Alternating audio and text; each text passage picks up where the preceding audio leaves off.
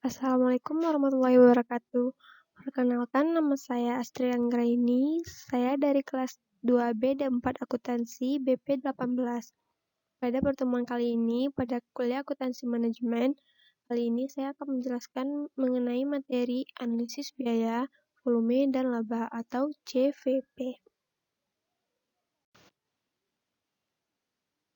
Untuk yang pertama, pada analisis biaya, volume, dan laba, yang harus kita ketahui yaitu konsep dasar analisis biaya, volume, dan laba.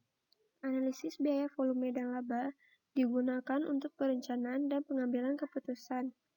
Analisis biaya, volume, dan laba menekankan keterkaitan antara biaya, kuantitas yang terjual, dan harga.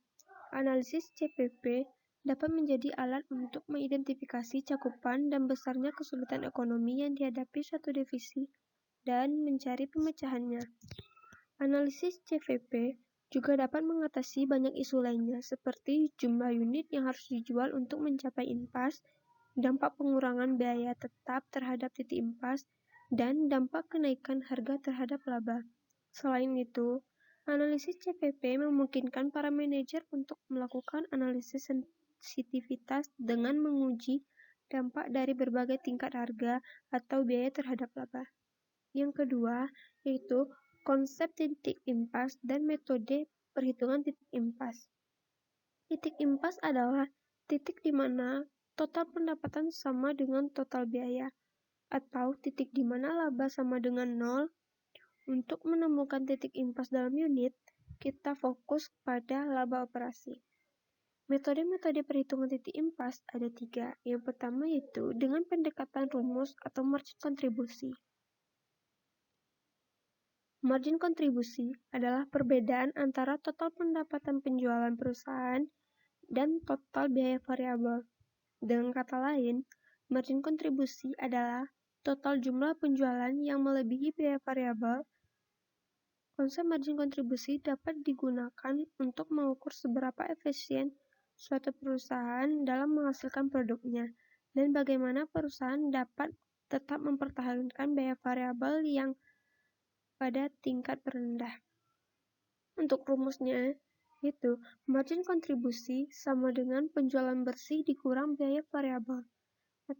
Rasio margin kontribusi sama dengan margin kontribusi dibagi penjualan.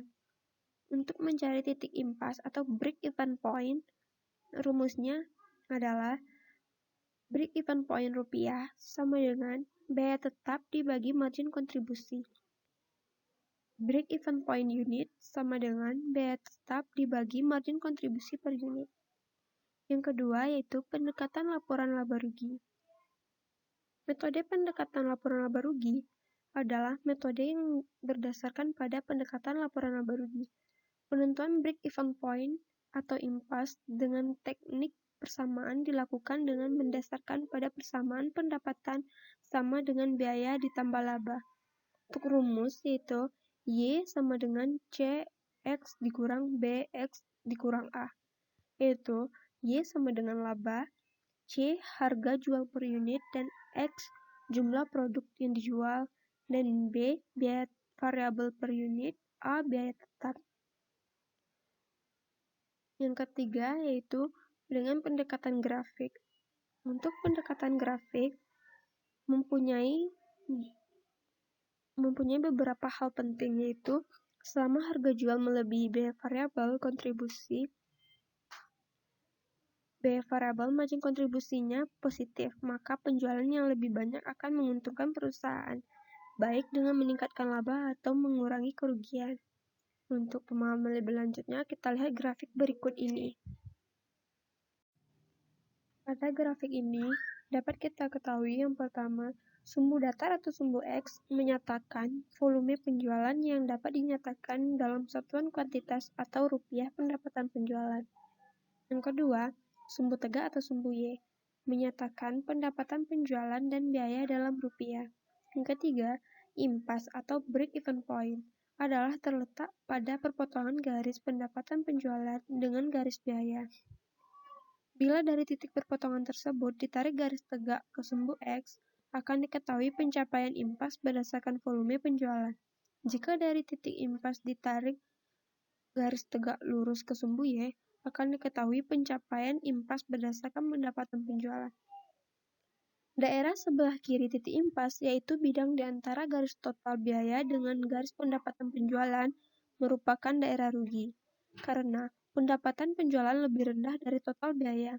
Sedangkan daerah di sebelah kanan titik impas, yaitu bidang di antara garis pendapatan penjualan dengan garis total biaya, merupakan daerah laba, karena pendapatan penjualan lebih tinggi dari total biaya.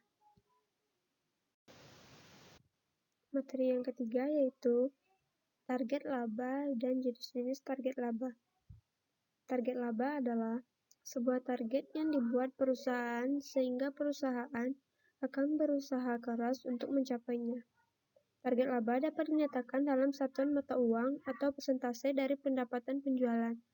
Pendekatan laba operasi, dan pendekatan margin kontribusi dapat disesuaikan dengan mudah untuk mencapai target laba.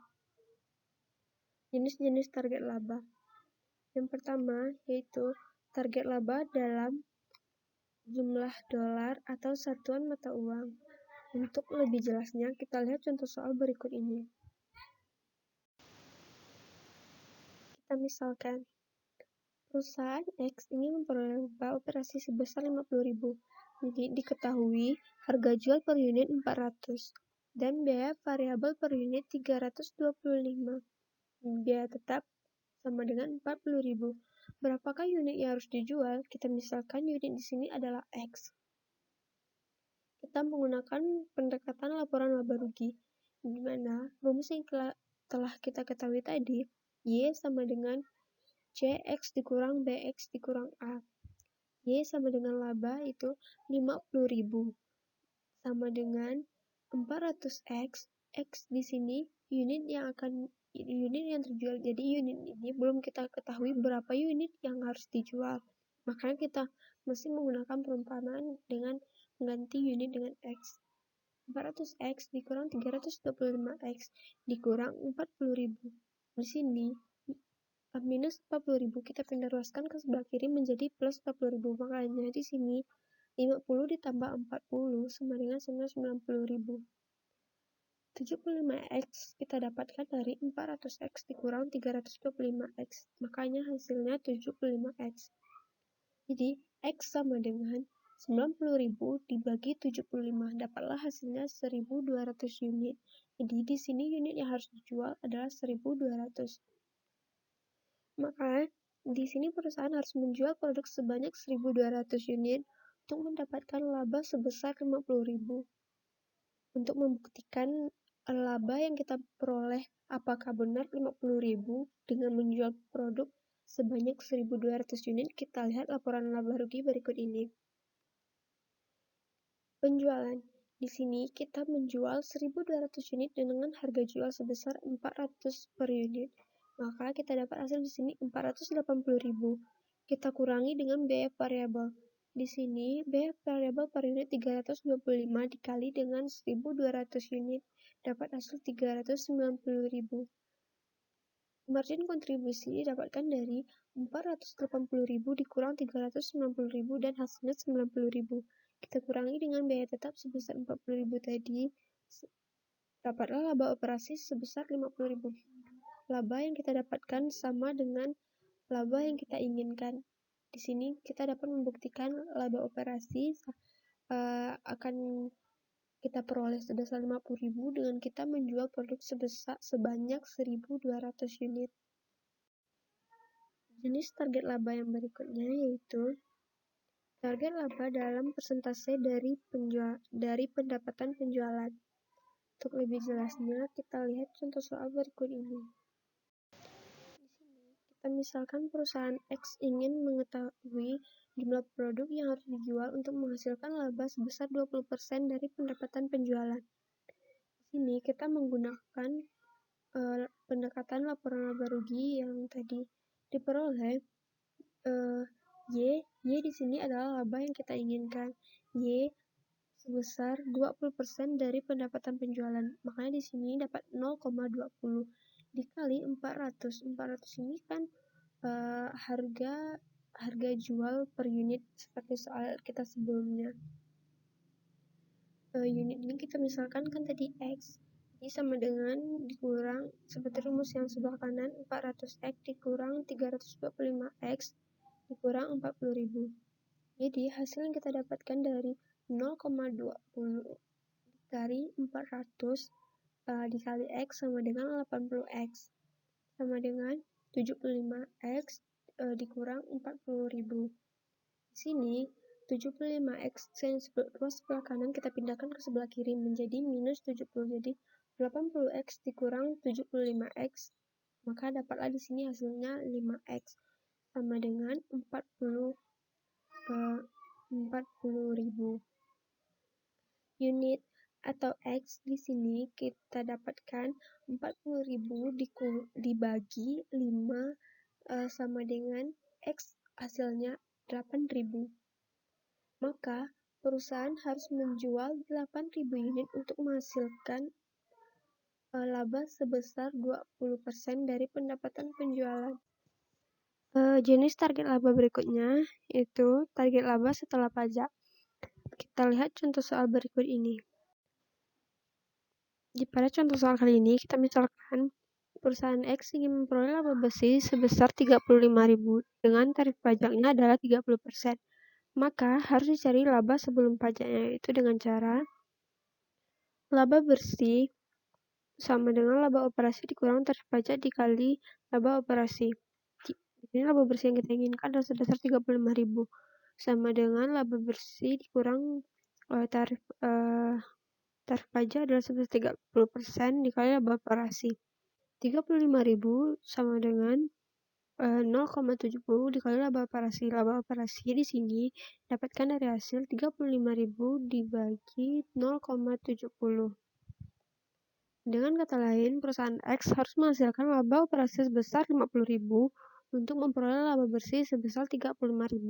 Maka kita dapat menghitung jumlah unit yang harus dijual, yaitu break even point atau BEP unit sama dengan total biaya tetap dibagi harga jual per unit dikurang biaya variabel per unit.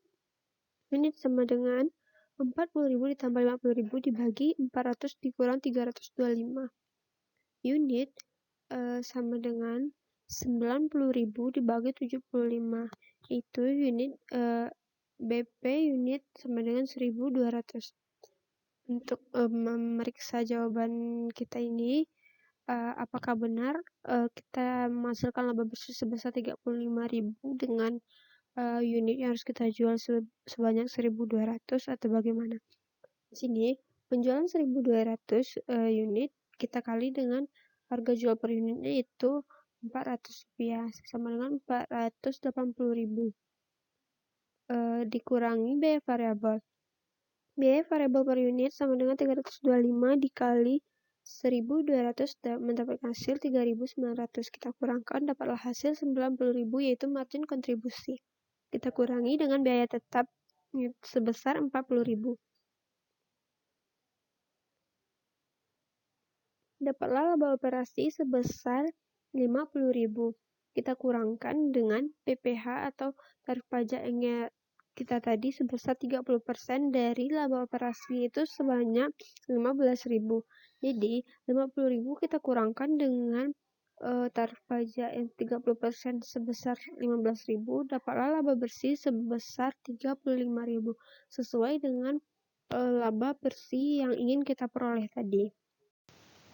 Materi yang keempat yaitu grafik hubungan biaya volume dan laba.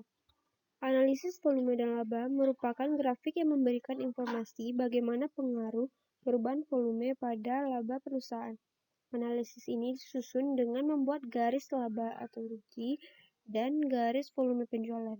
Garis laba rugi digambarkan dengan menarik garis vertikal, sedangkan garis volume digambarkan dengan garis horizontal. Garis horizontal akan memotong garis vertikal pada laba sama dengan 0 atau sama dengan break even point. Kita lihat contoh soal berikut ini. Di sini kita misalkan sebuah perusahaan mempunyai data biaya dan harga jual sebagai berikut ini. Biaya tetap satu periode adalah sebesar 1 juta dan biaya variabel per unit produksi yang dijual adalah sebesar Rp100. Harga jual per unit sebesar Rp200. Kita anggarkan produk yang terjual adalah sebanyak 20.000 unit. Di sini kita cari break-even point dari data tersebut.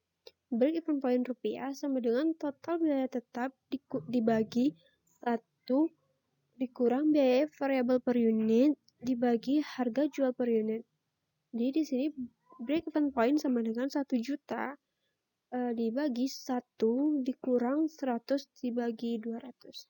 Break-even point yang kita dapatkan adalah sebesar 2 juta atau dalam unit 10.000 unit. Dari data yang tersedia, bisa kita ketahui bahwa laba maksimal akan tercapai oleh perusahaan ketika perusahaan bisa menjual produk yang dianggarkan yaitu sebesar 20.000 unit atau total penjualan sebesar 4 juta. Dan laba yang akan dicapai pada saat penjualan sebesar di sini penjualan 20.000 unit kita kalikan dengan harga jual per unit itu Rp200. Kalau hasil 4 juta. Biaya variabel per unit total unit yang harus kita dianggarkan untuk dijual adalah sebesar 20.000 unit kita kali dengan biaya variabel per unit Rp100 sama dengan 2 juta. Kita kurangkan antara penjualan dengan biaya variabel, dapatlah margin kontribusi atau kontribusi margin sebesar 2 juta. Di sini biaya tetap satu periode sebesar 1 juta. Kita kurangkan antara kontribusi margin dengan biaya tetap total dapatlah laba bersih sebesar 1 juta rupiah. Dengan perhitungan tersebut, maka kita bisa buatkan grafik volume dan laba sebagai berikut ini. Dari gambar tersebut, kita bisa menarik beberapa garis yang berhubungan antara kedua garis vertikal dan horizontal. Di beberapa tempat, misalnya pada volume yang dijual 8.000 unit, maka rugi yang akan diderita perusahaan adalah sebesar 200.000. Apabila perusahaan menjual 12.000 unit, perusahaan akan memperoleh laba sebesar 200.000 dan laba terbesar akan tercapai pada penjualan sebesar anggaran 10.000 unit atau akan diperoleh laba sebesar 1 juta. Jadi, setiap volume berubah pada garis horizontal akan mempengaruhi pada garis laba atau rugi tersebut. Dan rugi terbesar adalah ketika perusahaan tidak menjual produk, yaitu akan timbul kerugian total sebesar biaya tetap, yaitu sebesar 1 juta rupiah. Materi selanjutnya yang kelima yaitu CVP multi-product. Analisis CVP cukup mudah jika diterapkan dalam pengaturan produk tunggal. Namun, kebanyakan perusahaan memproduksi dan menjual lebih dari satu produk atau jasa. Meskipun kompleksitas konseptual dari analisis CVP lebih tinggi, dalam situasi multi-product, pengoperasiannya tidak berbeda jauh. Yang pertama yaitu titik impas dalam unit. Apabila perusahaan memiliki dua produk, maka pemecahannya adalah menerapkan analisis secara terpisah ke setiap lini produk. Dengan cara itu, titik impas individu akan diperoleh jika laba didefinisikan sebagai margin produk. Kita lihat contoh soal berikut ini. Di sini kita misalkan berikut ini titik impas produk A.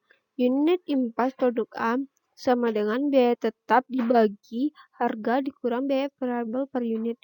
Di sini 30.000 dibagi 75 sama dengan 400 unit. Dan yang kedua, berikut titik impas untuk produk B. Unit impas produk B sama dengan rumusnya sama, yaitu biaya tetap dibagi harga dikurang biaya variabel per unit. Itu biaya tetapnya sebesar 40.000 dibagi 200 sama dengan 200 unit. Yang kedua itu dengan pendekatan dolar penjualan. Kita lihat untuk lebih jelasnya kita lihat yang berikut ini. Pada pendekatan dolar penjualan, satu-satunya informasi yang diperlukan adalah proyeksi laporan laba rugi perusahaan X secara keseluruhan. Di sini dapat kita lihat penjualan sebesar 1.120.000 dikurangi biaya variabel sebesar 870.000 dan dapatlah margin kontribusi sebesar 250.000. Kita kurangkan dengan biaya tetap sebesar 96.250. Dapatlah laba operasi sebesar 153.750.000. Dengan laporan laba rugi tersebut, pertanyaan umum mengenai CVP dapat diajukan. Misalnya, berapa pendapatan penjualan yang harus dihasilkan untuk mencapai impas? Untuk menjawab pertanyaan ini, kita membagi total biaya tetap 96.250 dengan rasio margin kontribusi sebesar 0,2232, yaitu hasil dari 250.000 dibagi 1.120.000. Seperti yang kita lihat berikut ini, penjualan impas sama dengan biaya tetap dibagi rasio margin kontribusi.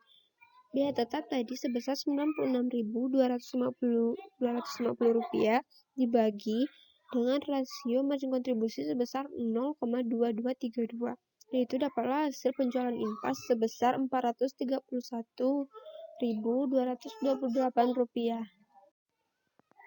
Materi selanjutnya yaitu analisis sensitivitas perubahan variabel pada CVP.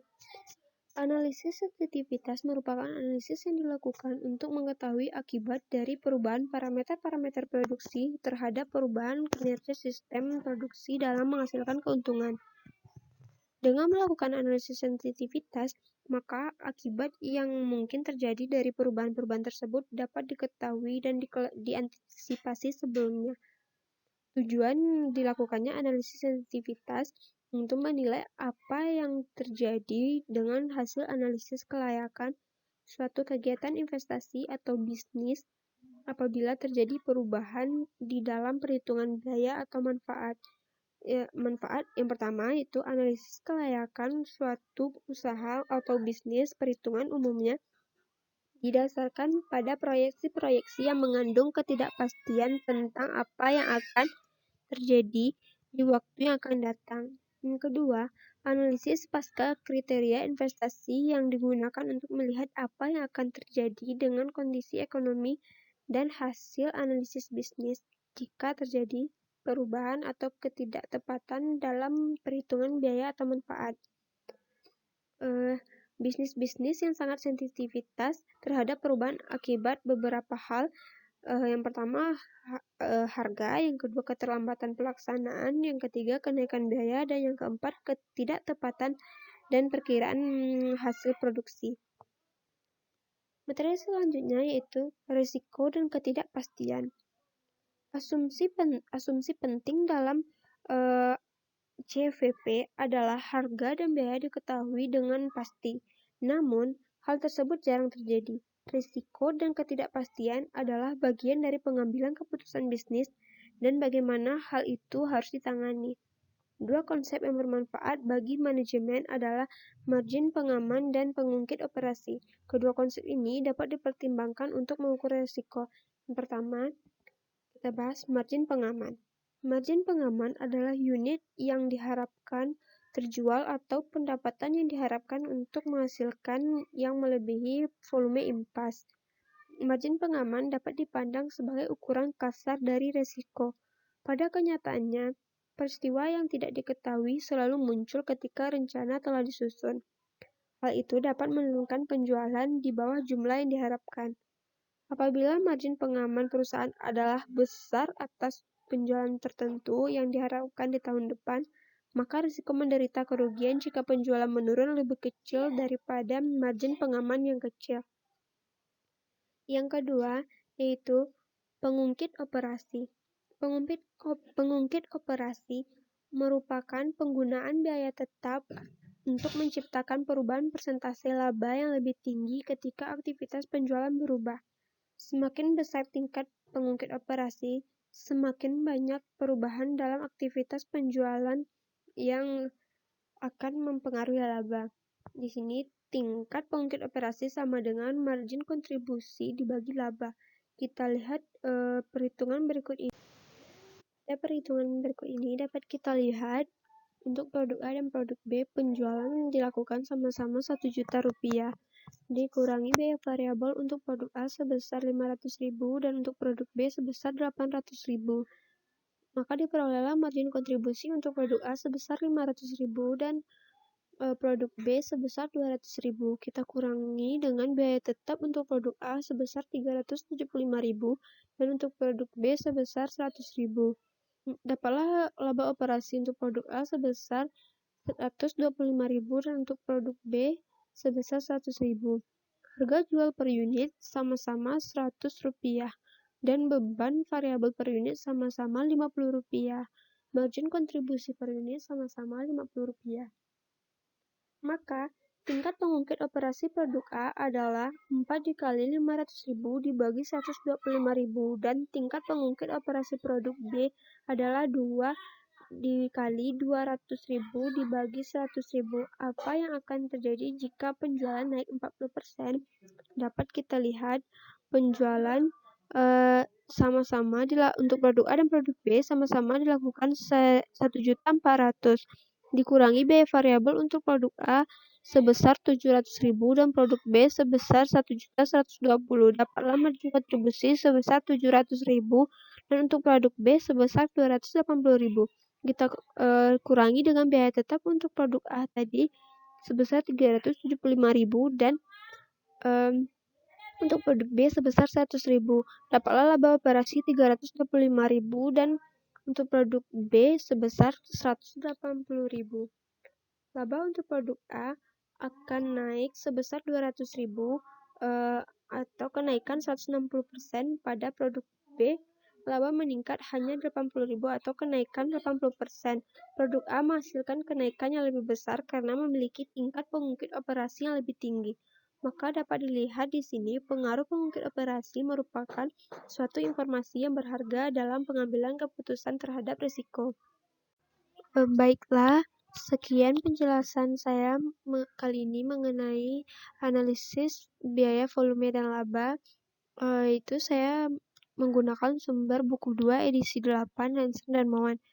Terima kasih atas perhatiannya dan mohon maaf apabila ada kesalahan. Assalamualaikum warahmatullahi wabarakatuh.